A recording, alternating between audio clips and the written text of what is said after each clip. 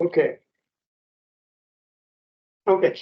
In the absence of magnetic field, okay, all the spin, will be like this and randomly oriented. What happened in the presence of magnetic field, if they align something like this, we call it magnetism. This is the basics. In the bulk, they orient in different directions. Okay, so if you have a single, crystal kind of thing, they all. But if you have domains, they all orient in different directions. In the presence of that field, they align something that will give rise to magnetism. And you can describe, you can describe that in terms of different plots here with the chi, and which is plotted against 1 over T, the behavior of ferromagnetic and the paramagnetic and antiferromagnetic behavior are shown here. The next one, you see that this is, M is magnetic dipole moment, and chi is the magnetic susceptibility. That is, plotted.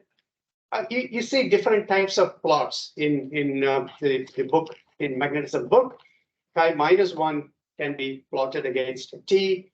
You see the behavior of antiferromagnetism, paramagnetism, and you also have, Tm, that is near temperature, and it's Curie temperature. These are basics. With that, let me go to magnetic ordering. As long as MOFs are concerned, the magnetic ordering is not that important. I'll tell you why. Magnetism is a bulk property. We know that it's a bulk property. It is not, if you have take a single molecule, it may not show it. It's a bulk property. Interactions through bonds and short distances of metal ions of unpaired electrons are important because they need to interact with each other. So that's why you see the magnetic property is maximum when you take metal ions, not the salts or compounds. These magnetic properties display long-range ordering and spin crossover. These two are the important things for the MOF. And for the data storage and electronics, let's see how. And if you take the metals alone for iron, cobalt, and they show very high TC. I think up to that temperature, this is paramagnetic. After that, it becomes magnetic. So it's very high temperature. That's why you see that for cobalt, it's up to 1,400 Kelvin. That's close to about 1,100 degrees. When you put an atom between the metal, that is one bridge metal compound has oxides. The TC, is lower. So now for oxide, iron oxide, Fe2O3, the TC temperature is changing now for oxides, and then to 948. Two atom, if you put two atoms like cyanide, like in Persian blue, it becomes 350. So as you separate the metal ions, in this case, the distance is more and more. They deeply interact with one another because of that. The TC decreases drastically, and that's the reason most of the MOF compounds, which are expected to be magnetically active, and that shows this kind of behavior, this magnetic ordering behavior at very low temperature, below 50 degrees Celsius. Okay, so even for dicyanamide is it's separated by azide, 3 atoms, formate 3. They show very low magnetic ordering. So one way to increase TC, they say that increasing dimensionality, so that metal will be coming closer to each other from different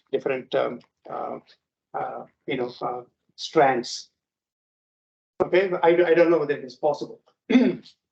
So let's consider the metal compound in which the metal ions are separated by 2 atoms, that is cyanide. So Persian blue that we discussed, that shows up to around 350. Now in this case, it shows up to 375 K TC. the low magnetization. Okay, so people have worked on it for a long time, because this is a map that shows this, this kind of behavior at room temperature is paramagnetic. So these are and you can't change anything apart from Persian blue. If you try to change or increase the distance, the TC is drastically lower. So there's a limitation for the length. Okay, there's a limitation. You can't separate. You can't have big bridging ligand or spacer ligand like BDC. That's a problem. One way to circumvent this one, to use longer ligands in which possibility magnetic communication. Well, you have to have radical. You have to have a ligand that is radical organic ligands. That means even though you have a long spacer ligand, so because of the presence of radicals and this magnetic property will be transferred from metal ion to they can communicate with each other. So that's the thing when you're using longer ligands. Okay. But otherwise, what else is new in the case of magnetic properties? Okay, we will talk about this spin crossover in next slide. And here, how this change in magnetic property will be useful. What they call solvatochromism is very well known. The color change, with temperature, color change with external stimuli, that is very well known. But change in the magnetic property was not known before. So this is the work that was published a long time ago. Again, this is a kind of Persian blue derivative here. This particular compound, is pink color. TC, it shows paramagnetic coupling around 28K. That is pink. Okay, with humidity level 80%. If you change the humidity level lower to 3%, the color changes. The properties of cobalt. Cobalt tetrahedral is blue, whereas octahedral is pink. So humidity level that creates a lot of water, that increases, the water bonded to cobalt. Because of that, the color changes. But when you change the humidity level, so it becomes tetrahedral, then the color changes. That's solvatochromism because of the solvent, in this case, water. At the same time, the magnetic, properties are also changing because of changing the humidity level. So when it is pink color, it is ferromagnetic. When it is blue, it is antiferromagnetic. I don't know. In 2004, they are able to publish in Nature Materials. I don't know the importance of it, but it looks like it's very important from this point of view.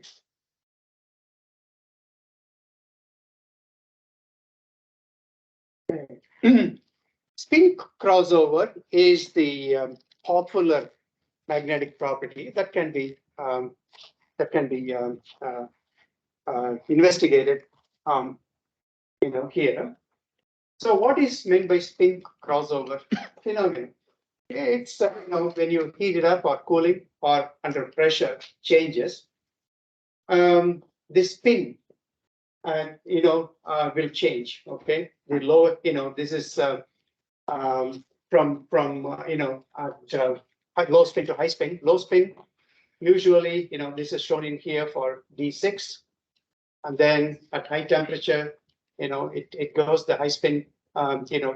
The distribution is shown here between T2G and EG, and you will see immediately that there's a spin change here from S equal to 0 to 2 here, and this is what is reflected here. When you try to measure the magnetic susceptibility with temperature, there will be a change in the spin state from low spin to high spin, as you see here. All right. So this happens for the transition metals for D4 to D7. Probably you would have read it in inorganic transition metal chemistry. All these things, you know that very well. Have you studied spin crossover? Also, then I don't have to. But interesting thing is you need to have a kind of hysteresis for any practical applications. Okay. And also usually what you see is like this, but sometimes you can have multiple steps also. It can go from, instead of S0 to 2 directly, it can go to 1 and 2.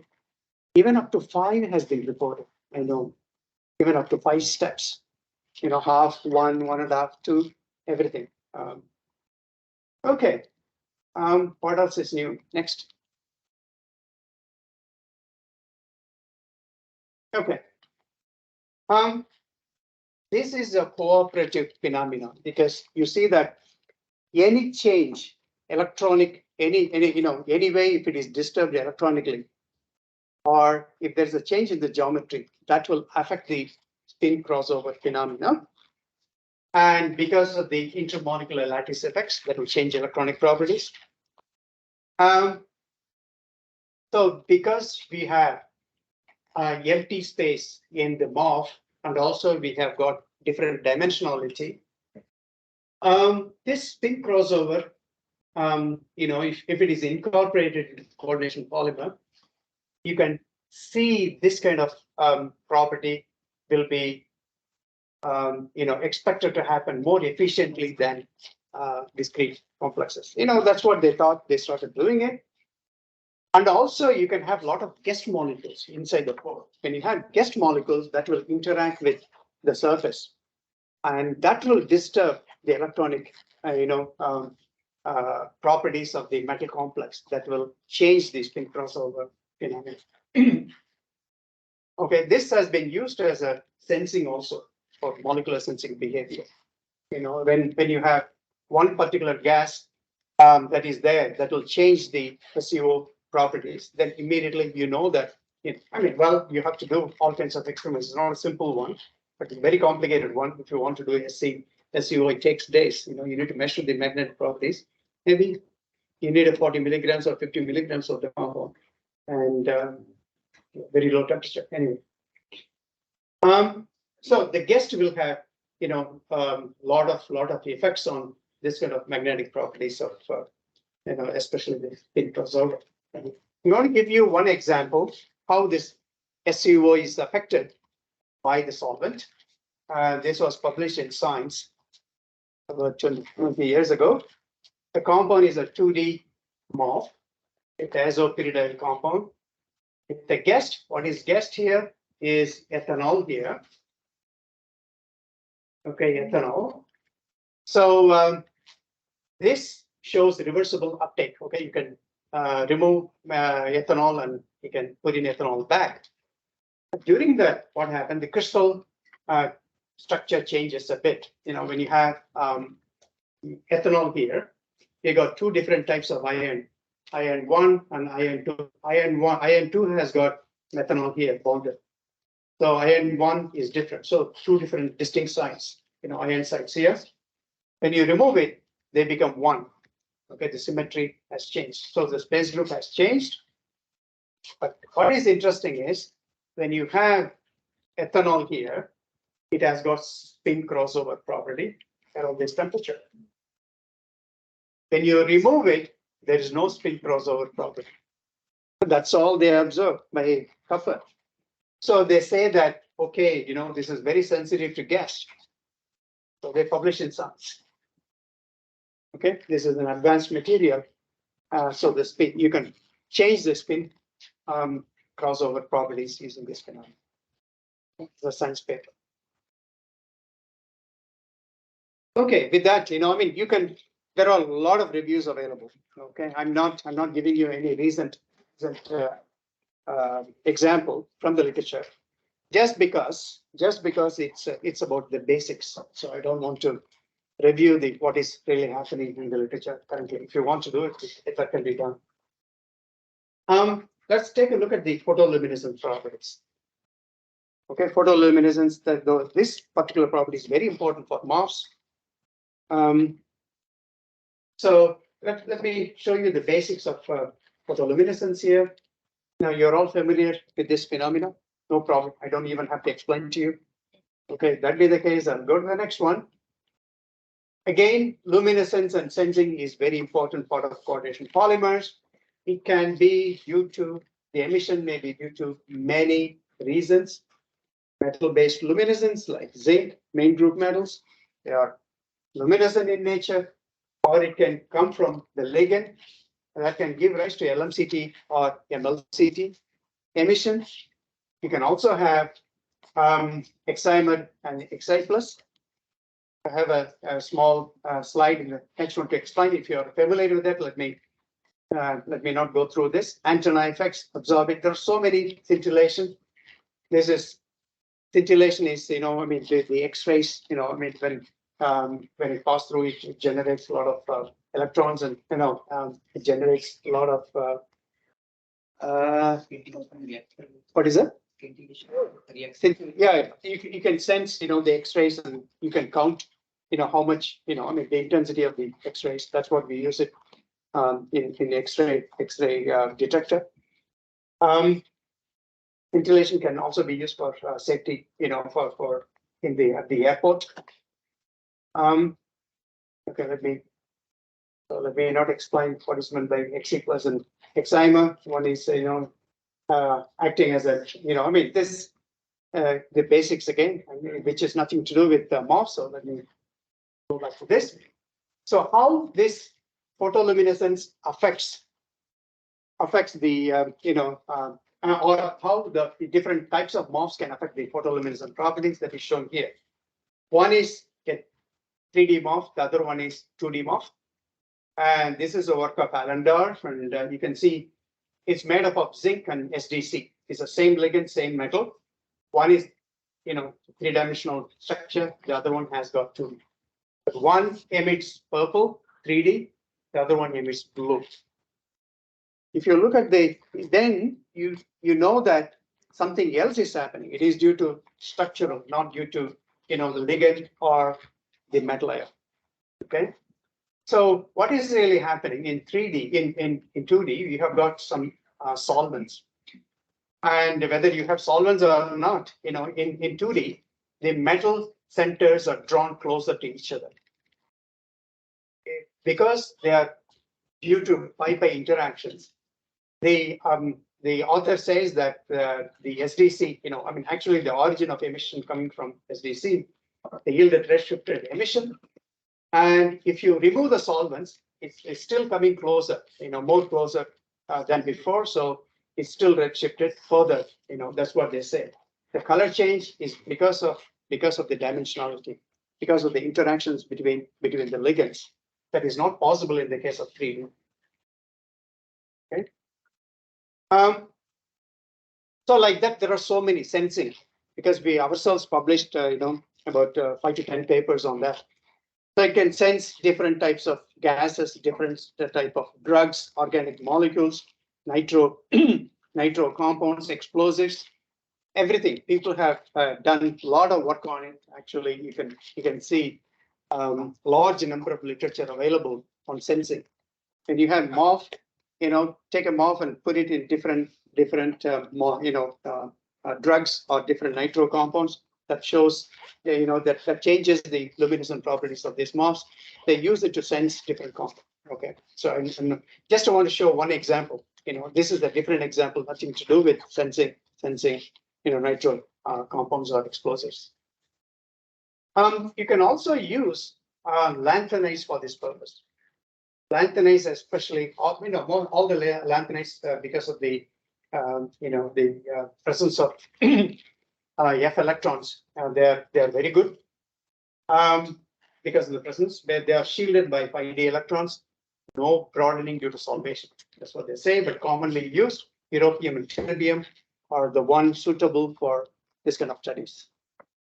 And usually they show antenna effect. And due to the presence of ligand excitation. I think antenna effect also. Okay. So let me explain what happened. The energy is transferred from ligand to the metal. Okay, so the intensity, there's a large increase in the luminescence is happening here. The mechanism is shown here. The ligand excitation and goes from singular to triplet, and the whole thing is transferred onto the metal ion. So because of that, this there is a large increase in the luminescent properties of this. This is one of the antenna effect is very commonly observed in the case of lanthanides. Okay, that's what you see. What is that Alan Whitting's field? Oh, this is lanthanide. It's a lanthanide. Ln is for lanthanide compound. So it has got different, after LIG, I mean, it has got different excited state, right? Is a general one I had given, if it is transferred onto a particular excited state that has been, it absorbs and coming down to the ground state and emit light.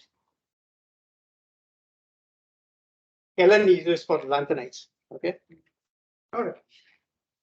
And also we have seen different types of anti-stoke emission phenomena. You're also familiar with that. The normal one we know is cars, coherent anti-stoke Raman.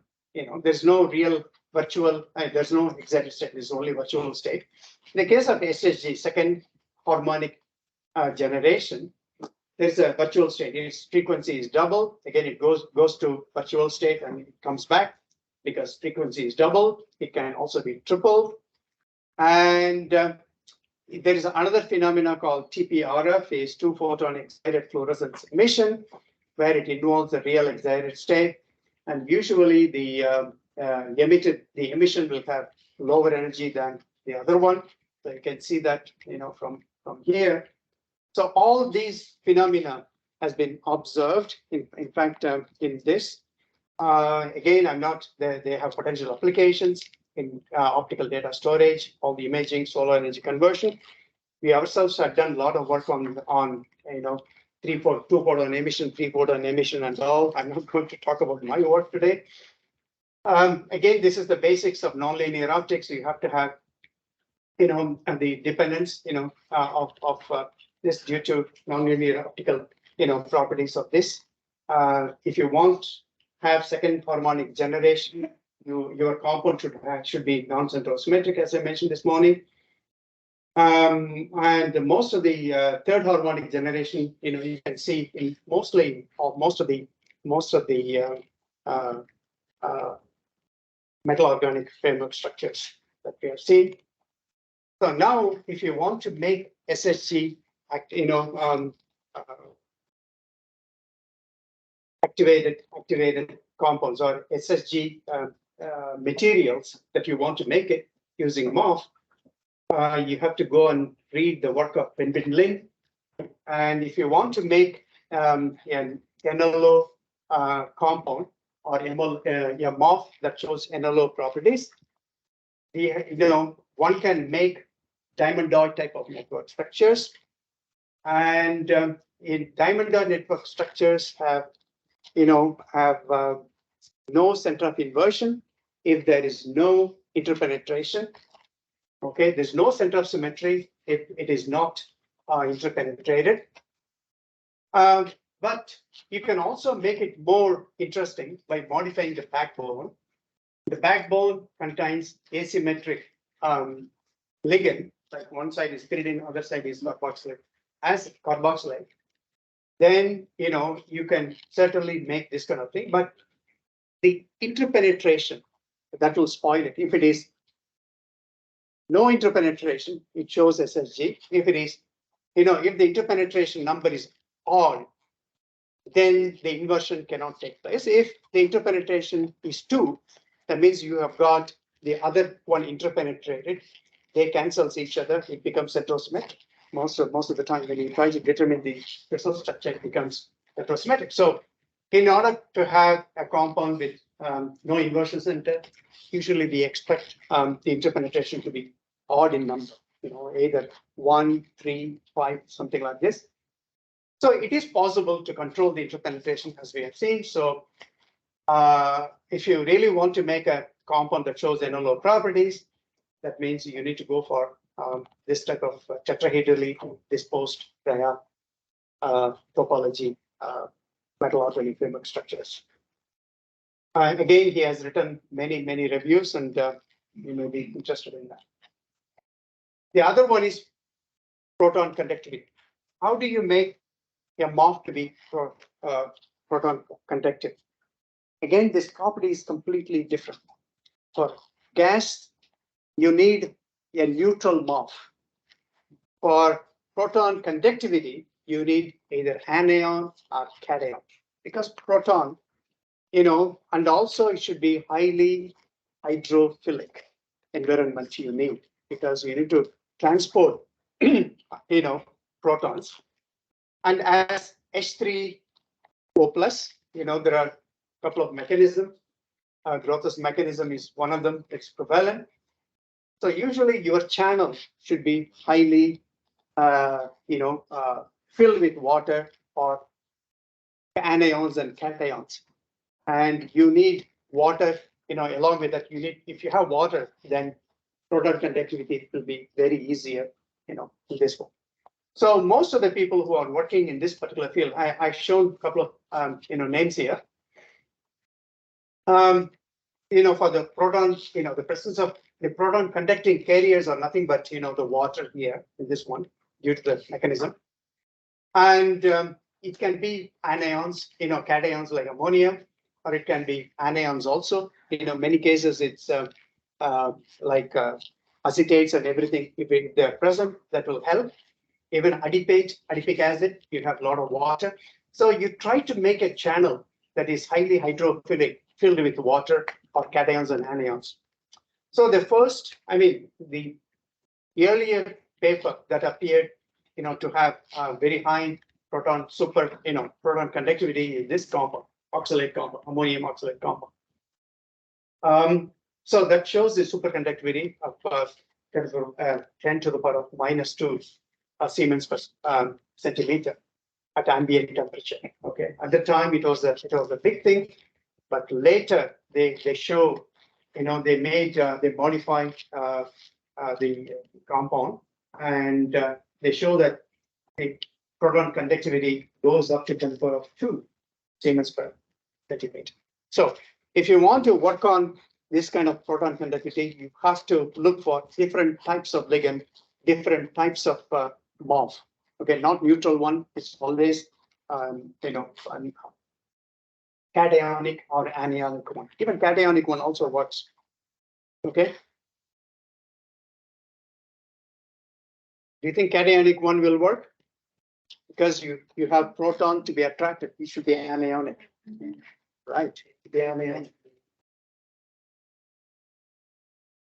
Okay. So again, there's only I'm not going to discuss quite a lot of these materials. I'm going to show only one or two examples just to move on. How about electrical conductivity? That is very interesting and important. Okay, until recently, not much progress has been made until this Dinka started working on this field. Okay, Dinka is the one who changed completely. This insulators, MOF or insulators, usually they show conductivity something like 10 to the power of -10 Siemens per, which is nothing actually. You can't use it. When we started working on, on this battery materials, because some of the things they're not conducting, we need to put a lot of carbon, to make it conducting and to make it work. But that's a very low, they're almost insulators. So we need to find something, and he started using this type of ligands or planar with different metal ions. He was able to make all 2D materials very nicely. These are very good for conducting electrons. He made a series of compounds. A lot of people are jumping into it and started making. And you can see that the electrical conductivity, goes up to 5,000 Siemens. Well, it was like this, the normal. You see 5,000 Siemens per meter for nickel compound that is shown in here. So a lot of work is going on nowadays to make highly electrical conducting MOFs. If these MOFs can be used for batteries, that will be quite useful. Okay. So those who are interested can read the review by him. How about lithium-ion batteries? what you are doing in lithium-ion batteries, you need a um, what is it? Two different, I mean, you have cathode and an anode. You need a electrolyte, right? Cathode can be, I mean, well, lithium, what is it? The LFP or cobalt oxide, lithium cobalt oxide. Yeah. Anion will be usually graphene or carbon, and the middle you have electrolytes, right? So people started working on these anodes, and a lot of people working on anodes are metal. What is it? They're using all nanoparticles, metal oxides, metal sulfides. People have used it, but cathode is the one that is responsible for this kind of thing. If you want to have a good cathode, it has to have, porous. It should be porous, and also it should be able to, what is it, intercalate and deintercalate lithium ion, because lithium ion is the one which is going to, if you are using a lithium battery, lithium is going to, exactly. That's what is going. So for that, we should not disturb the structure. The structure should not be destroyed in this process. So if that be the case, I mean, well, you think that this will be useful. When we started using it, you don't want the usually, the metal will be getting oxidized and reduced. That's what happened in the case of lithium, in the case of cobalt and other compounds. Even iron is getting oxidized from, getting oxidized and reduced because of the intercalation, deintercalation phenomenon. So if that is happening, if there is a change in the oxidation state, you don't want the metal cluster to get destroyed. So you don't want the redox center to be there. Instead, you want redox center to be there on the ligand. You need to derivatize and put this redox center there. So you can improve the stability of this. And a lot of people are working on this kind of MOF systems.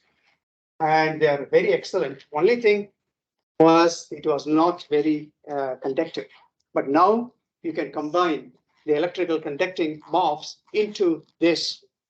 And what you need is to have some kind of empty space for lithium, to be taken out and put it in during this process.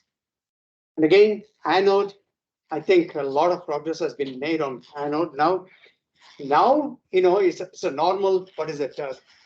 Now 4 to 5 electron volts. Batteries have been developed, but they are not very stable because we don't have suitable electrolytes. We don't have suitable anode to work on, but we have suitable cathodes already. That's what I heard. So lot of things can be done, using MOFs for lithium-ion batteries.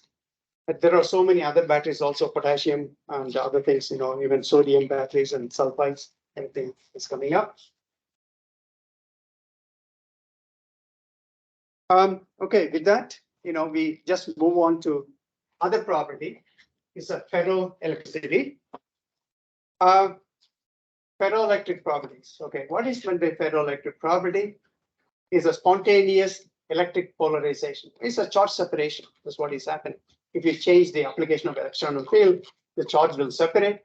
This is paraelectric because there's no hysteresis. This is dielectric. If there is a hysteresis, that is useful. That is, very useful material. This is what happening, the charge separation by applying electric field. In this case, by applying heat, it's called pyroelectric. And by applying mechanical stress, it is piezoelectric. So I think this kind of shoes are available. Have you bought it? So based on, yes, because I saw about 10 years ago this advertisement, I never bought it. You can recharge your batteries using this piezoelectric materials. You can do it. You guys are very well advanced. Good. What is behind it? Okay, what you need to do is applied voltage. That's what you need to do. It's a charge separation to be reversed. Okay.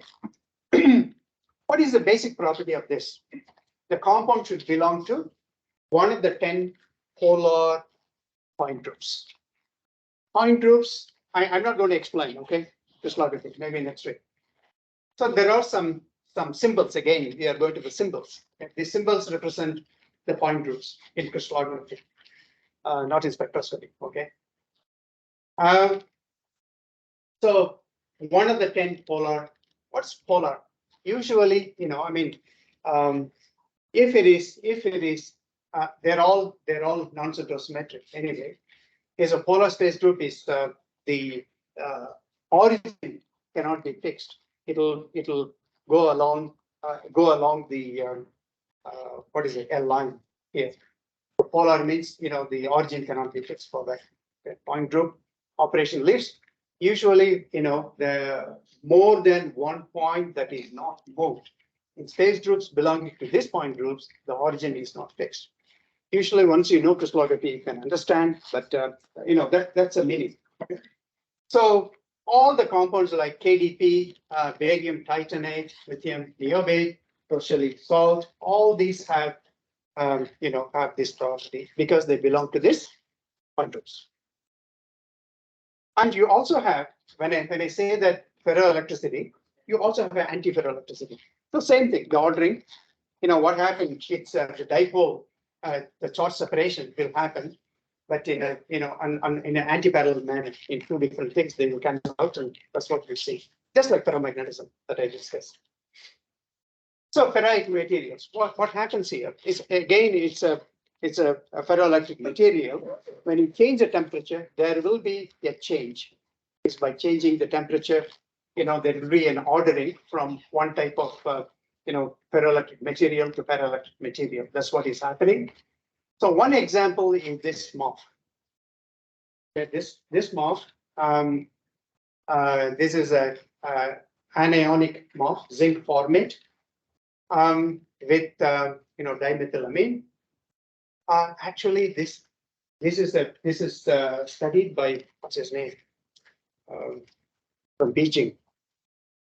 That guy, I know him because a couple of times what happened whenever we try to make a MOF, whenever you use DMF and other things, I decompose it to formic acid. The formic acid forms this type of compound.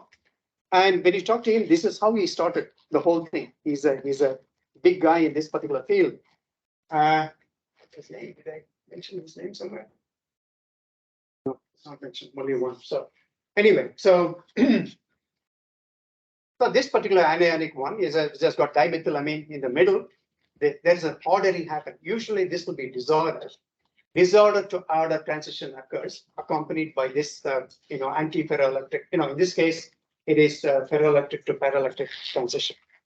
So this kind of thing will happen when you have disordered compound inside. Okay, so this, I don't know the real applications. All physicists say that it can be applied from tunable microwave devices, sonar transducers, all the way. All these things are reported, shown here. So one can also make ferrite materials that shows this ferroelectric properties. You can also design. This is a very good field to jump in. And as long as you know how to make this compound to crystallize in polar space groups, that is possible. So this is another one. You can also have, I think I removed a few things, multiferrites and other things. I just put it in. I just removed it. So anyway, so that is the property. Another property is negative thermal expansion. Usually what happens when you heat it up, things will expand. Okay, except of course ice. When you put ice and you heat it up, it melts and the volume lowers. So that's what happens. Yeah. But for all the other solids, as long as you take the solid and it remains a solid, when you heat it up, it expands. There are certain compounds, usually the linear thermal expansion quotient. Steel is shown here, aluminum is shown here. There are not many compounds that shows negative thermal, expansion. What's a application? You may think about it. If it shows negative, that means you compensate positive. So when you have this railroads and everything where you have it expands, so it puts some other material that is, as you heat it up, it throws negative. It compensates. You don't have to worry about the destruction of the railroad segments. They can be applied to many places anyway. There are many compounds that shows. One simple one is zinc cyanide and cadmium cyanide compound, which we discussed before. Cadmium cyanide, in all these compounds, they show this kind of negative thermal expansion. Again, Cameron Capper is the one who started studying this about 25 years ago. And the mechanism is quite interesting. You use cyanide compound, is metal, and when you heat it up, there are two mechanisms. It bends. Because it's bending, the distance between the metal decreases. That accounts for the negative thermal expansion as you heat it. Or it can it can bend the other way. So two different ways, it can bend. That is responsible for the negative. So now we have so many compounds that shows this negative thermal expansion overall. You can also design it easily. Even MOF5 shows. Okay, our compound shows all kinds of things. It's mostly expansion. Other side is negative thermal expansion anyway. So these are the things. That we discussed. So far. There are so many properties. Sorry, I was not able to go deep into it because every subject is different. And also I need to explain the basics, and many people are not experts in all the fields. And but you see that the application is wide open for the use of MOFs. And once we know what kind of material, what kind of application we have in mind, definitely we can achieve it right from conductivity, proton conductivity, battery, or to magnetic, especially spin crossover properties, which is very common nowadays. Now we are going to see processability, chemical reactivity. What do you want me to do? Take another 10 minutes or we'll finish off? Maybe we can take it tomorrow. Yeah. Because we can start the tutorial also. Maybe Okay. save some time and Okay. So we are going to look at the processability of coordination polymers, which is again, I just mentioned that they are all highly crystalline, rigid. So now you can make it like normal organic polymer. If you can process it, if you can process, if it can be made processable, so you can immediately talk about the applications and also some chemical reactivity, and then move on to chapter 5 on what is it, crystallization, and then go to co-crystals, and then we'll finish up in 3 days. Yeah. Okay. That let me stop.